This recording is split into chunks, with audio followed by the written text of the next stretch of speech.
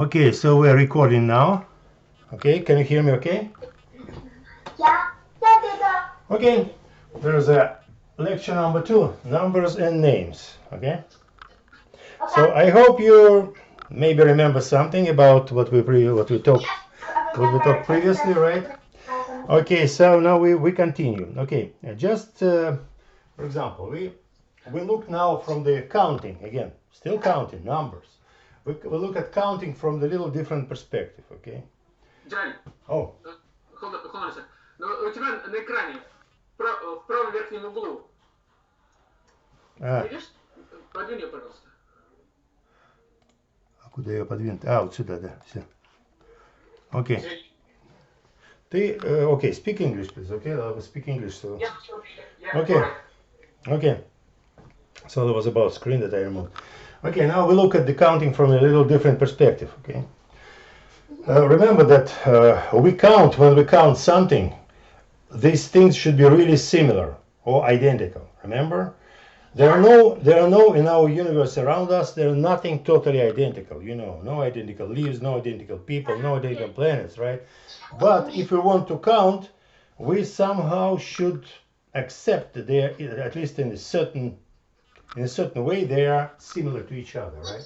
Trees. Yeah, like trees. Yeah, like trees or whatever, right?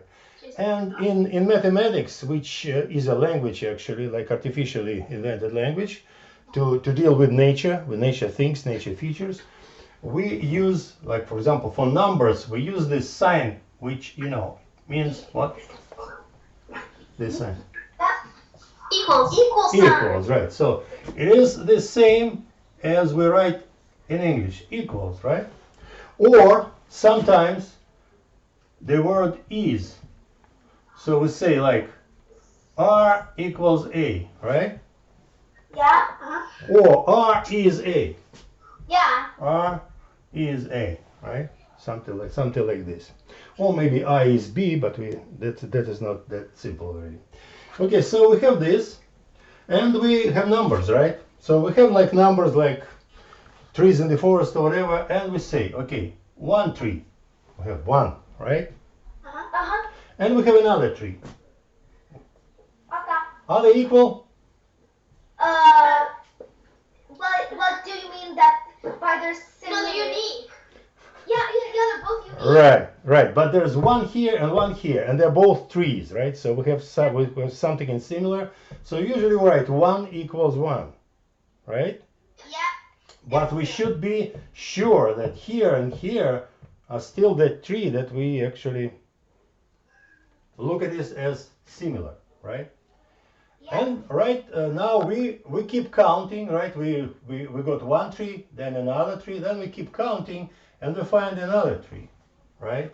Can we write again equals 1? 1 equals 1. Yeah, you can. Yeah, we can, right? Why not, right? Yeah.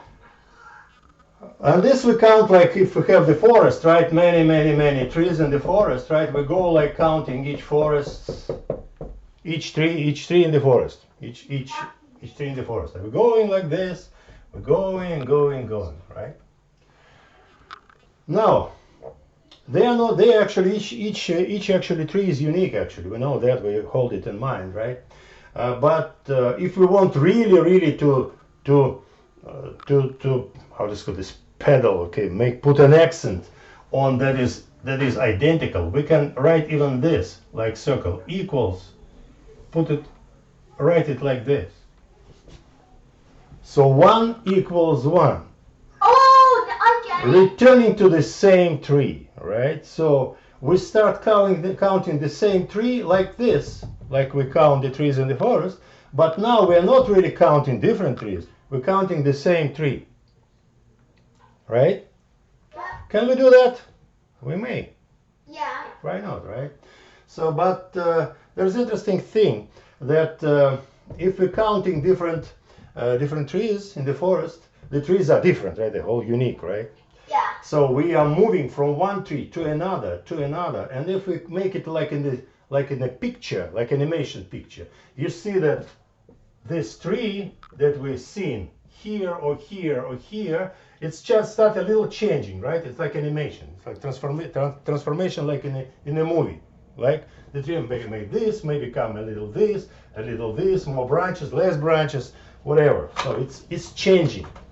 So this equals makes transformative, like they make trees like transformative. Now if we are returning to the same tree, so it looks like that it will not change, right? Yeah. Or maybe not. What do you think? But they do have their differences and similarities. But if you were just counting like the same types of trees, then it would be true. Okay, same type of tree. Like we go to the forest, we selected particular tree, particular fir tree, right? For Christmas. Yeah. But it's a real forest. We look at this and we count 1, then returning, counting 2, right? 3, the same. But is the tree is not changing there? What do you think? Changing. How? But the shape of it. Why? Because I'm guessing if everything was the same, then if one of the trees died off, then there wouldn't be any more of the same species anymore. Maybe if you return like in a year, like we count 1 and then return in a year, so maybe the tree is dead already, right? Or maybe cut off, right? But even if we count right there, we see the tree, and then the wind blow. Yeah. The tree was like this, and then it starts like this. It is curved already, right? Or maybe broken if the wind is really strong, right? So even counting 1, still we're not returning to the same tree, and this we should hold in mind. So we should understand. So counting is always going with this. It is actually, again, this is the paradox that I'm telling. Unique and identical are somehow presented here, right, in the same place. And also the tree is growing, right? The molecules moving, everything is it's a live thing, right? So it's changing. Yeah. And the same thing is true with any object in the universe, because every object is actually sort of alive. Molecules and everything are moving all the time there, changing their forms and all that sort of things. Planets in a way are alive. Planets are moving, yeah, that's all of things. Yeah. Now let's turn a little to this little paradox a little further. We have this 1 equal 1 equal 1 equal 1, and then goes further, and still there's 1 equals to that 1. Right or not? What do you think? It does. It does. This is called Antosha semi is transition law, transitive law, transitivity. Transition law. Yeah, transitional. Yeah. The proper. I can't remember the top of my head. Okay, whatever. So transition or transitive law, right? So 1 equals that 1 equals that 1 equals that 1. The first original 1 equals every one here. Now again, this is an abstract, right? Abstraction. So now we came to the certain real situation. Okay, we have a forest, right? Yeah. Forest. Then forest slowly, it's changing and becoming a meadow, right? So the trees become lower, maybe, some lower, some young trees, and then so this is a forest. Then goes meadow with this grass, right? With the grass. What would it look like if it reached its climax form? And okay. And we are still going with this counting. We're counting trees. 1 equals 1 equals 1 equals 1. Then become smaller, but still equal, right? There's still a tree, still a fir tree. It's still but it's just shrinking. And now it's shrinking, but now it's become grass. Is it still equal here or not? We still can remove branches, and then the grass will be very similar to these trees, right? So still plants. But they will be similar, but they're not the same species. Yes, right. So we should at this border, right? We should actually decide what are we counting. If we're counting just plants, so it's okay to continue. If we're counting only fir trees, we should stop here, right? Yeah. But anyway, for example, if we decide to count, further. We go counting and still, okay, there's some plants, so we're going further, further. And now we have another boundary. Now we have like swamp, right? So this is meadow, right? This is forest. And there's some swamp. There's something like, there's still some plants there, and probably we can find some stems there too, or leaves, right? So again, we have to decide something, okay? Just, for example, maybe we decided to continue further, just counting further. Why not? We may try, right? And we come to a certain boundary there. There becomes another ground, and we have like mushrooms here. Mushroom forest. Yeah, that looks like even like forest, like mushroom forest, right? Okay. Yeah, mushroom forest. Okay. And we need to decide, are they similar or not? If you know the nature of the mushrooms, are they plants actually? They're funguses. Huh? Yeah. They're not plants. They are some different organism, right? So we're going a little further from the original thing, right? So while counting, we should really watch what we count, you know, because up to the end, you see there was 1 equals 1, but this one, between them they're equal too, right? One mushroom may be equal to another in certain way, right? But is this one equal to this one? They're very distant from each other, you know. So this transition law, transitive law, it actually goes to a certain distance, and then it becomes, you know, like fading, and then it comes to something, because after the mushrooms, maybe something totally else, right? For example, maybe, you know, some towers or high-rise buildings, okay? Yeah. Is this a forest or any connection? No. So we can go very far by using this idealization, right? No, absolutely. So the ones are completely different? Okay, there are still ones, right? We can count them as themselves. We can count like swarms, we can count mushrooms, we can count this and this, but we cannot go too far. We should always watch where we're going. And this in science, it is called, again, we talked about units, right? It calls units of measurement, right? What we actually measure, what we count. Here we count forests, here we count mushrooms, here we count buildings, right? In other place we can count like miles or kilometers or meters, right? Kilograms, whatever, units of measurement. Or there's another word for this. The word is dimensions. Dimensions for this? Yes, dimensions. They are dimensions because dimensions and units of measurement are very close things. So, and then we're coming to concept of dimensions, which is usually is displayed like this. Okay.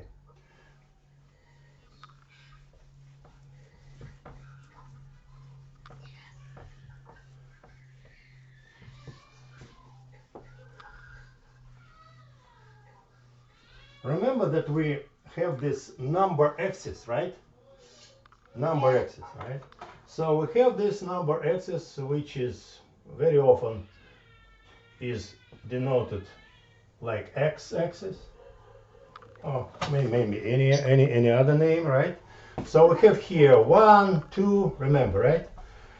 So they are the same numbers, but just put it like this, right? And you remember, I hope, that they are actually, this axis is a very hard idealization, because the real things are going very, you know, they're very fuzzy. They actually never go into straight lines. But anyway, we can do it. We do it in math, right? So we put this axis, right? And of course, because all this... It looks like a number ray to me. They just see you a point but an arrowhead on the other side. But because because here it is this number axis, and we're counting usually the same things, similar things, right? Similar things. So we can call this the first unit of one dimension. Like for example, this may be a unit of like fir trees, right? We're counting fir trees for this dimension. Then we can, right, for example, we want to count not only fir trees, but we want to count, like, for example, mushrooms, right? Yeah. So we can put another axis like this, but usually they put it like this. We denote it with different name, like Y, right? Here was I. That's Y. Why like this? Just to display that this is very opposite to this. When you're counting here, it does not affect counting here. So they are separate, independent counting. Just to display that those counting are independent. We can have like maybe 4 units of fir trees, like, but just 3 units of like mushrooms, like here, right? And if you want to say that we have, like, for example, 3 mushrooms and 4 fir trees, we do it like this. Oh, your papa did this with me. Isn't it called, it's a graphing or linear functions? It's not a linear function. It's just a plot, not even a plot, right? It's just two-dimensional picture. Two number axes, x and y. Okay. They usually display it like this. So instead of putting points on the axis, right, we put one axis which represent both fir trees and mushrooms, right? We can designate or put this as a capital A, for example, this point, right? And we can put the thing what is called coordinates of this point. Coordinates are Yeah, this brother showed me this. number of We learned this in grade 3. number of fir trees and number of mushrooms.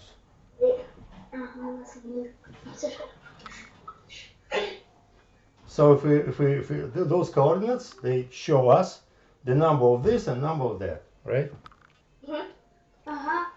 Like, for example, if going like this, we can add whatever units we want to, right? Maybe we want to count something else or something more of this and this and this and this. In this case, what usually doing, they go, this is two-dimensional plane. There are dimensions, units of measurement. One unit, another unit, right? Different units. Now, we can add another, usually they name it Z or Z, right? And this may be something else. Like, for example, buildings. We're counting buildings here. 3 dimensions is actually like a corner in the, we don't have a corner here in the screen, but in your room, look at the corner of the room and you see 3 lines that are intersecting right there. You see 3 lines between ceiling and the walls. You see this? Any corner? You see it? Tell me. Find the corner? Corners, yeah. Okay, so there are 3 lines intersecting there. The boundaries between ceiling and walls. Or floor and the walls. Exactly like this. Oh. You found it? Yeah. Yeah. You found it, right? Yeah, it's everywhere. Yeah, it's everywhere. Lots of corners. Any corner, right? Any corner. And what this means, that in the corner we have 3 lines going together.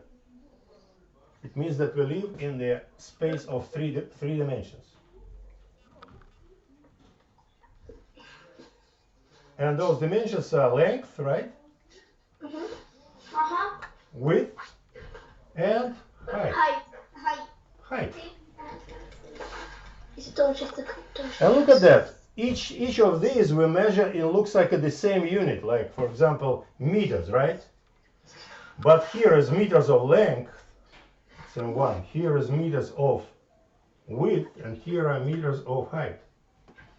So 3 different dimensions. So there's also a question why there are only 3. It's an interesting question, and we just touch it for a second, right? Why 3?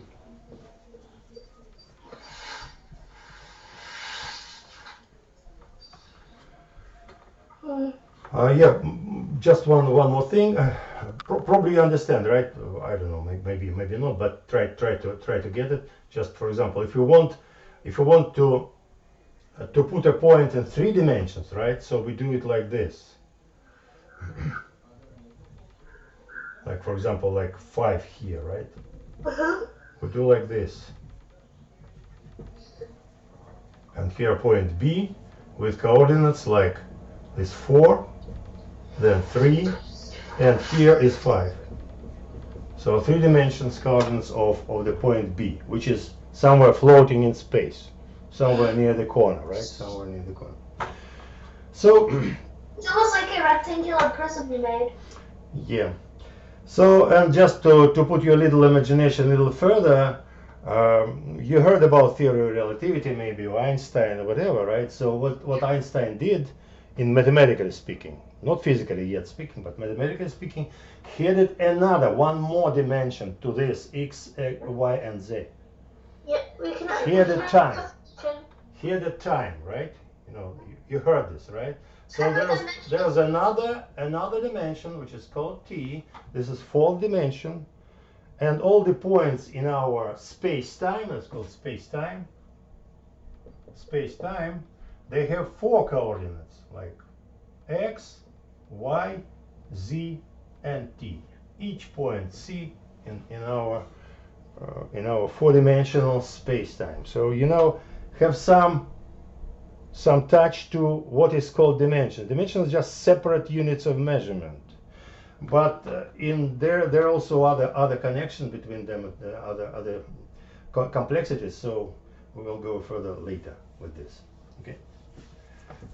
So now a little more about why we have 3 dimensions.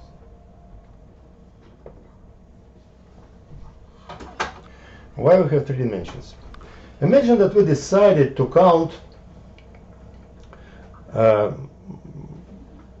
things that are not totally separate, like buildings and maybe fir trees in the forest, right? But somehow things that are connected. Like for example, we look at our society, right? At the population, maybe one town, right? And we want to count how many people are born in this town for the last for a month, right? So we count. People are born. Oh, born. Yeah, we count number of births, right? Or babies, right? Mm-hmm. Yeah.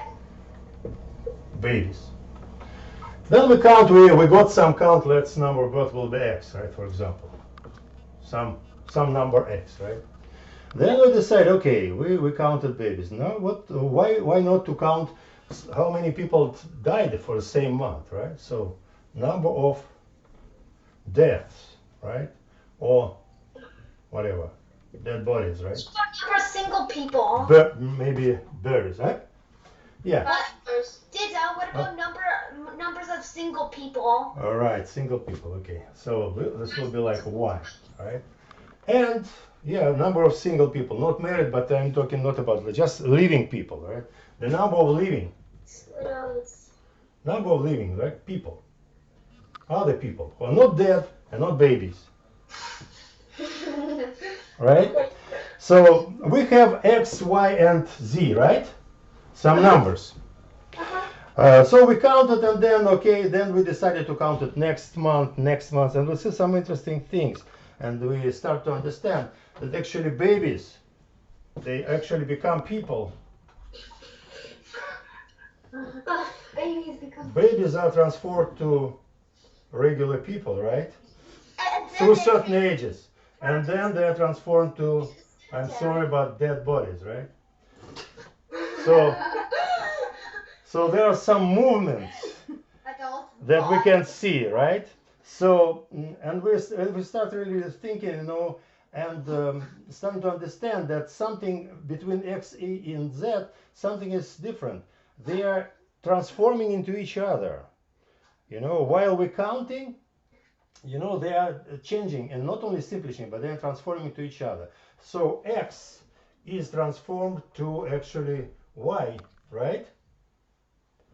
and then to Z. Oh, also, did the X and Y would belong to Z then? And also we can find another thing, that actually, despite that people die, the other people get get born, right? So some people die, but the other are born. So somehow people reproduce themselves.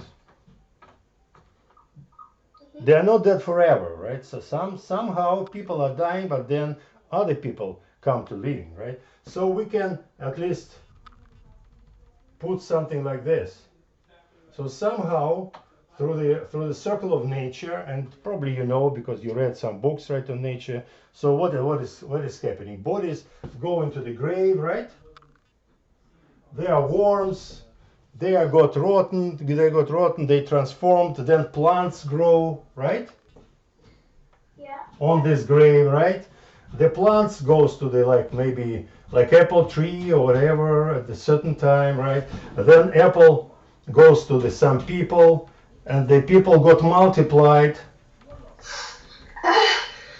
and the babies are born.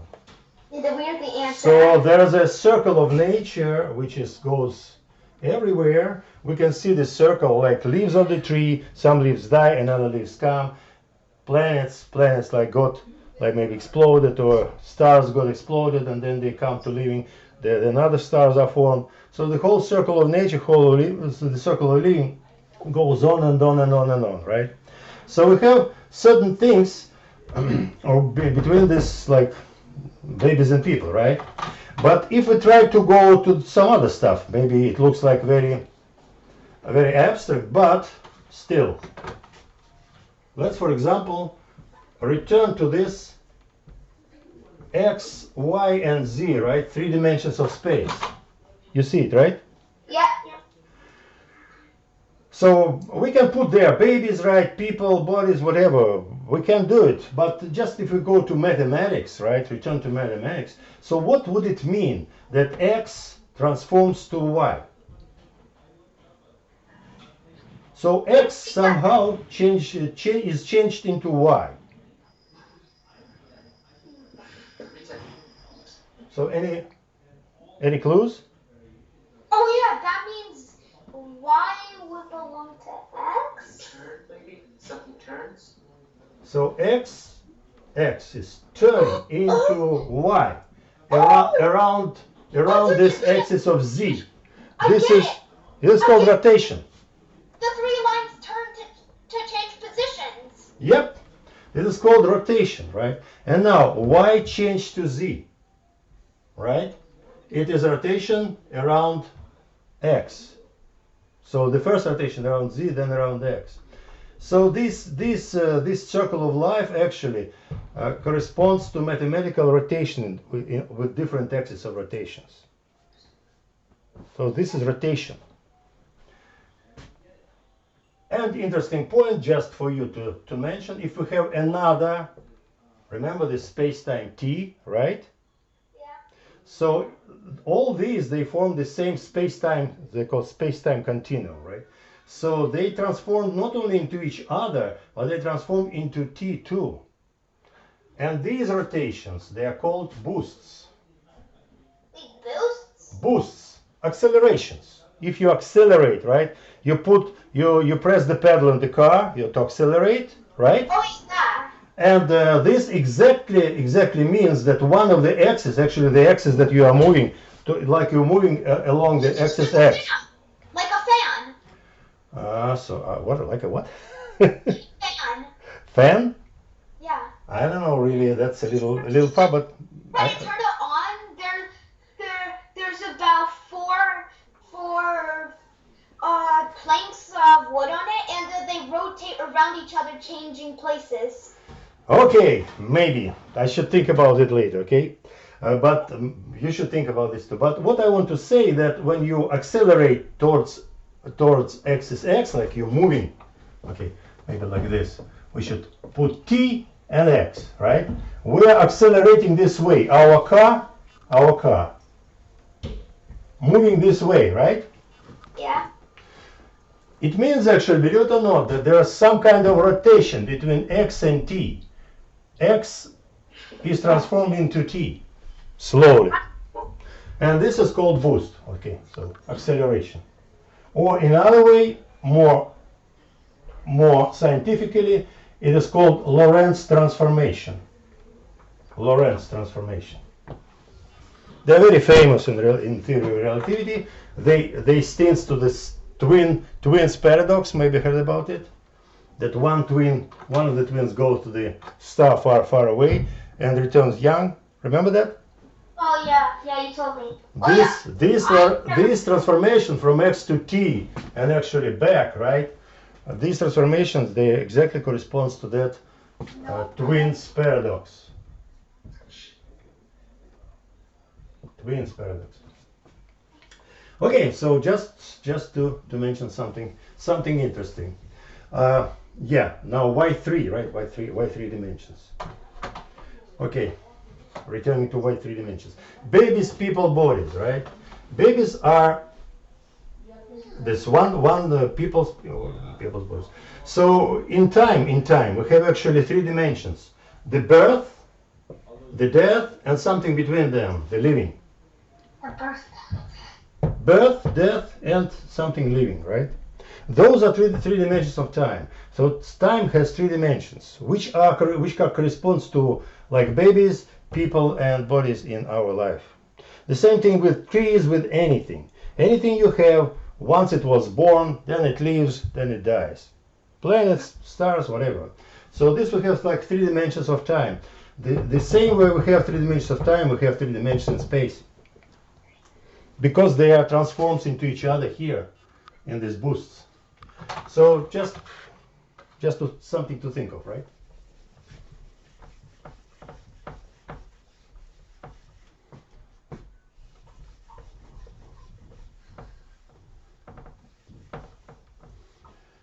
Okay, now what do we have else there? Okay, now returning to, again, that's our favorite theme, is counting. Oh. Uh-huh. Okay, we have 1 equals 1, right? We count, 1 goes to 1. And you see, it's our counting. It's very interesting thing. That's we count, but we are, if you think, we are just part of nature, right? So it looks like nature counting itself with us. So we, as a part of nature, are counting. So when we talk about count, actually nature counts itself. And it's not going with only us that we count 1 after 1 after 1, but also when the nature, like what the nature does when it like destroys the star and then creates another star, and then destroys this star and creates another star, or the galaxy. Then the galaxy destroyed another galaxy. It's balance. Nature is counting. If there were too many, I guess it would rupture because there's too much gravity in it. Yeah, whatever gravity, nature uses many things, gravity, all other forces. But anyway, the result is that it's sort of a counting, right? So it's counting trees, counting leaves on the tree, counting people, counting planets, counting everything. So counting, again, 1 equals 1. It's still a language, right? We just put this equal sign here, right? But 1 equals 1, what we have? We have a pair, actually, in this case, right? So we remember that this one is not totally identical to this one. They are different, right? So actually we have not 1 and 1, but even if we return to 1, it's still 2 different ones. So we have not only 1 and 1, we have 2. That's easy to understand. We have a pair, right? Uh-huh. We have a pair. So this equal signs, it actually combines 2 ones into a pair. And if it combines, something is added to each other. We call it how? Addition. Addition, right. So this is addition. So instead of writing 1 equals 1, we write actually 1 plus 1. And that means exactly that. So plus 1 means this, but a little different, just a little different understanding of the same thing. Equals 1 and plus 1. 1 plus 1, this is 2, right? Yeah. Now, continue this. So this is, now we know that this is +1 and this is +1, right? So this is 2, this is 2, this is 3, and count. 4. Yeah, 4, 5, 6, 7, 8, 9, 10.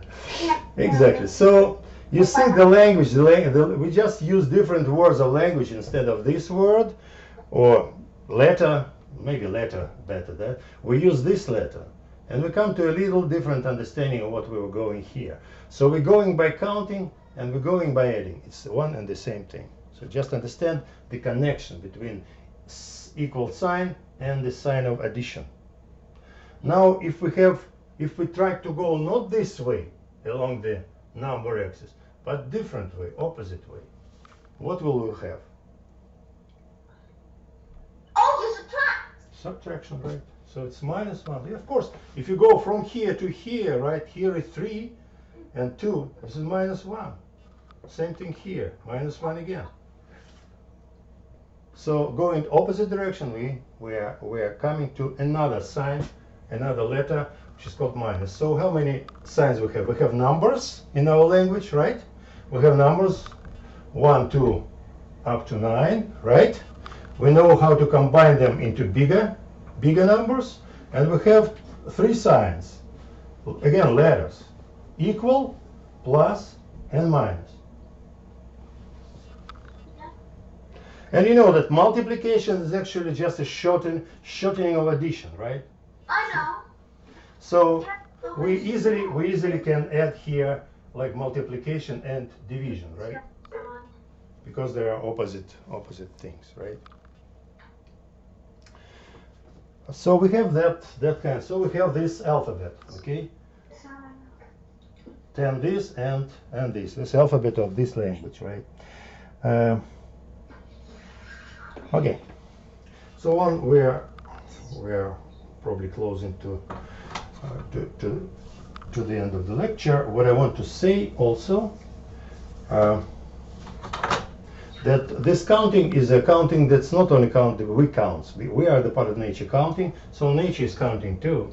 And there are lots and lots of ways how nature can count things, right? One of these interesting examples of counting is the counting that we call movement.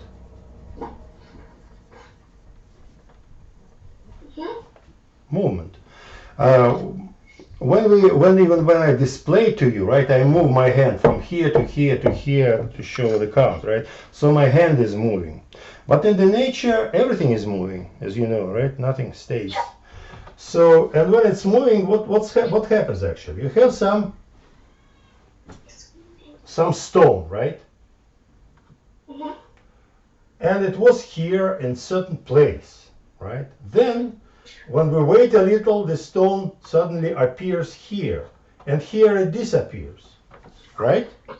Yeah. So the stone was alive here one time, right? It's dead there. Then it becomes dead, and it appears here, stays sometime here, then dead again, and again. You see? So we have this whole circle of birth and death, right? And we call this movement. This the guy who first noticed this thing was the ancient Greek philosopher. His name was Zenon. Oh yeah, Zenon. Yes, Zenon, right? Zenon. So and he said, and he formed it in the form of paradox. He was talking not about stone, but about the arrow, right? And he said, okay, one point of time arrow is here, but another point of time arrow is here. But each time arrow stays in one place. How it can be in two places at the same time? So the movement is paradoxical.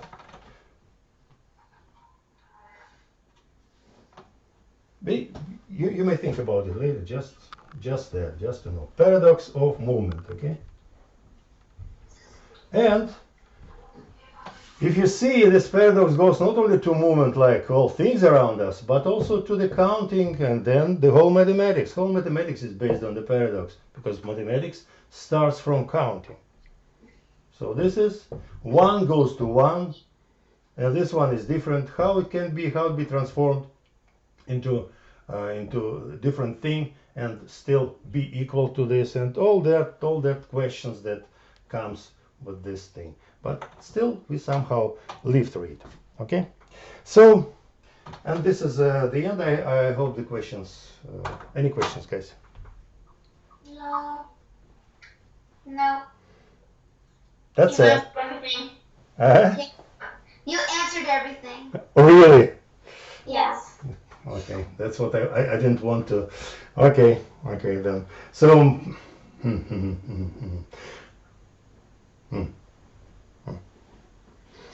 Maybe you can ask us some questions. Sure.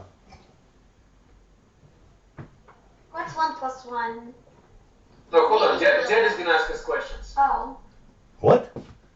No, Jed, maybe you can ask us some questions. I should on this? You already got everything? Yeah, wait, what, Papa? Awesome. Okay.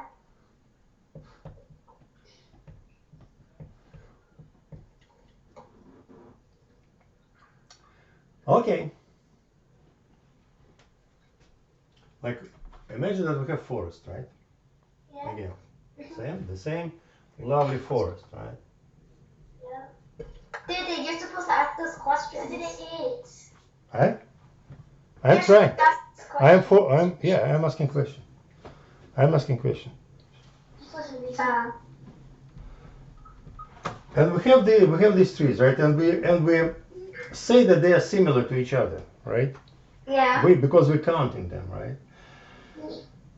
So, and we know each time, even when we use mathematics, right? We know that we are actually talking about the real world somewhere behind this mathematics. Mathematics is just a language, and we talk about the real world, right? So we have these trees and everything, right? And we have some that one tree is equal as a number or whatever is equal to another trees, right? Does it mean, what do you think? Does it mean that these trees somehow going closer to each other? No. Does it affect some certain, like, no, physical maybe force or whatever, just is it so?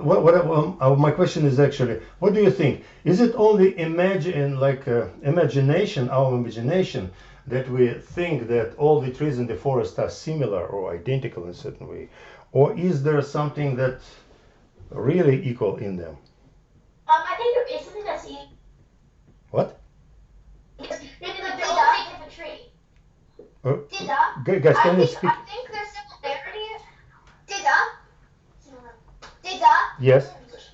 I think the similarity is that they're all unique. Okay. Yeah. Okay. You just put it in this form of paradox, right? So uniqueness is similarity, right? But again, okay. So does it mean that they somehow coincide with each other, or I don't know, coming closer in the real world, or not? What it means in the real world? What do you think? Is it real that something is still between them? So I would say another maybe this. We have this equals, right? Equals. Does this, like, tree is a real tree, right? This is a real tree. And what about this equals? Does it have something real in reality? What it means equals? They're similar. They have some similarity in them. Oh, they have something in common. Yeah, they have something in common, yes. But okay, it's from our point of view, it has something in common, right? Maybe we spoke about this cutting all the trees, or cutting all the branches, right? And we have like just the stems of them, right? Yeah. All right. So they are more similar than those, right? And we can again we're using this equals between these stems, right, or ones or whatever. That's how we do here, right? But still, is there something real in this equal, or again they look similar to us? They look more similar to us. Of course, they look more similar. This is the whole thing of abstraction, right? Remember, we're talking about abstraction, right? We cut off all the branches, right? And we come to very, very similar things. And actually, if you continue this process of abstraction, maybe we will come to just one thing, or maybe not. I don't know. What do you think? Not just one. Yeah, because Infinite amount. Yeah, maybe because maybe there's like a small like difference in them that we just can't see. Yeah. And I can already see it in the first part. We have is the height. Yeah. Okay, there is maybe one more clue to this. Okay, we got like totally similar sticks, right? The stem sticks, right? We cut off the branches, blah, blah, blah. And we're trying to make them more and more similar, right? Still, we know adjusting them, making them the size of them the same, going with this way further and further and further. In reality, do these sticks become any like maybe closer? Okay, we have, remember? Closer. Okay, well, I mean this, we have this X, Y, Z in the space, right? Yeah. And things may be very distant from each other. Actually, any sticks that we have, right? They're usually distant from each other. They're in the forest, right? One tree was standing here, another tree was standing there, maybe 2 miles between them or 100 miles, right? So they're really distant, right? And we're trying them to make them similar and similar and similar. Are they coming closer in the measurement of distance? Remember, these are still some dimensions, are still some units of measurements, remember? So and units of measurement are actually some differences that we have between them. Okay, this is just a question. You may think about it. If you know answer it now. Just what do you think? Closer. Just What do you mean by closer? I mean closer in any, like for example, they are definitely closer in their features, right? Oh. So all their features become closer because we have the same dimensions. This is the size, right? Another word for dimension, but another word for the size is dimension. There's one thing we cannot change: the age. Because the difference is that their age, you can't change the age of a tree. There might be like a different age time for all of them. Right. But they're the exact same. Right. If you change the age, right? If we found a way, right, to change. They should be the exact same because they're all unique in their own kind of way. Okay, this is something closer. That the age is a very good clue. Who told us about the age? Who told us? Huh? Vita? I can't see you. Vita? I can't see you. No, I can't see you, but just so I asked. Vita, right? Okay, the age. No, I did. Who? Katya. Katya, Vita. Katya. Katya. Okay, Katya. Congratulations. You make a step, right? A nice step there. The age. So just let's talk about the age a little, because this is a good clue. So the age, right? There's one tree and another tree, right? And one is older than another, right? And when we take about which is older, right? Remember that the trees, what trees do actually? Trees, when it's grow up, then it become producing seeds, right? Yeah. And seeds go into the ground, and there's another tree, which is definitely younger than this one. Yeah. Right? Oh, but it's a copy of it. Yes, it's a copy. Maybe not totally DNA copy, but in another ways, like like wine, right? You know wine. It's a grape plant, right? Vines. Oh. You know how they multiply? Yeah. It's one wine bush, right? It make a branch into the ground, and there grows another, and make a branch into the ground, and grows another. They have seeds, but they can do that. I don't remember the term for this, right? But the branch can start another bushes, another tree. Actually, many of the bushes, not only wine, but like ivy, they can multiply this way. And if they multiply this way, DNA is the same. They are all what? The same. They are all Equal to each other. They're clones. they are all clones, right? We see lots of clones around. Almost all of the bushes in the backyards, most of their clones. They are not even use seeds for them. They just put the branch and get another tree. They're clones.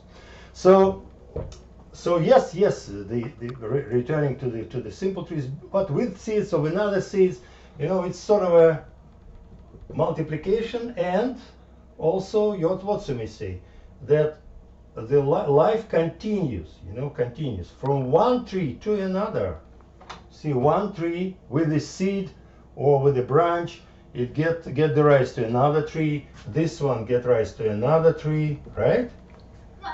So age is going this way, and it goes from one tree to another, to another, to another, to another.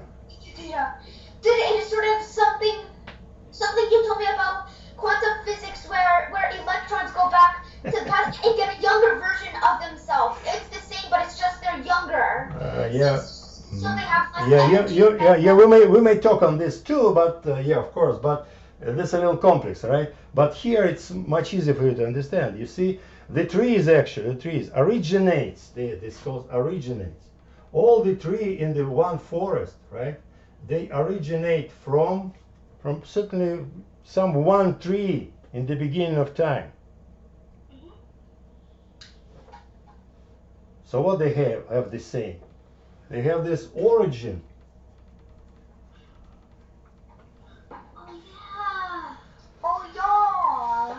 I mean, yeah. Yes, this origin maybe not exist right now, but it existed, right? So it is some reality, right?